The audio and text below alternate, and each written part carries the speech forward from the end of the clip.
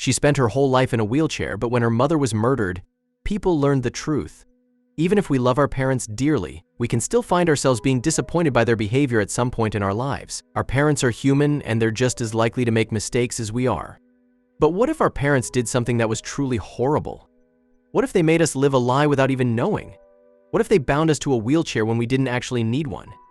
Sounds like a movie. It does, but sadly, this is what happened to Gypsy Rose Blanchard, and now the 25-year-old is paying a huge price for allowing her boyfriend to murder her mother. Murder your mother unless it's a case of mental illness. Your mother must do something really bad for you to come to the point where you want to see her dead. In 2015, Gypsy and her boyfriend Nicholas Gajan were arrested for the murder of Dee Dee Blanchard. The 48-year-old was murdered by Nicholas while her daughter listened from another room.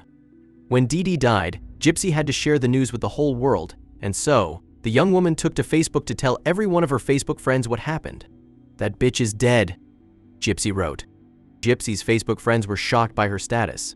"What? Did your Facebook get hacked? I have never heard you talk like that," one user wrote. "Sounds like why all are watching a movie." Another wrote, thinking it was all a joke. That was until Nicholas replied back through Gypsy's account, writing, "I slashed that fat pig." News of the murder soon spread. Some condemned the act while others understood what led Gypsy to want to kill her mother. So what had Dee Dee done? What horrible things had she done to her daughter that would lead the latter to hate her so much?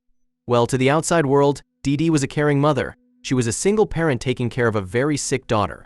Gypsy was said to suffer from leukemia, asthma, muscular dystrophy, brain damage, and other chronic conditions. Everyone believed what they were told.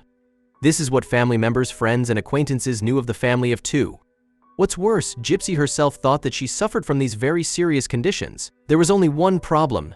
Gypsy was perfectly healthy. She didn't suffer from any of these conditions. It was only Dee Dee who led her to believe that she was dead. Over the years, Dee Dee faked her daughter's health issues and made her go through unnecessary medical procedures that were painful and an inconvenience.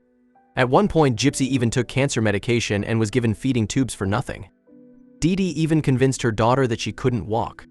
As a result, Gypsy spent over 10 years of her life in a wheelchair for nothing.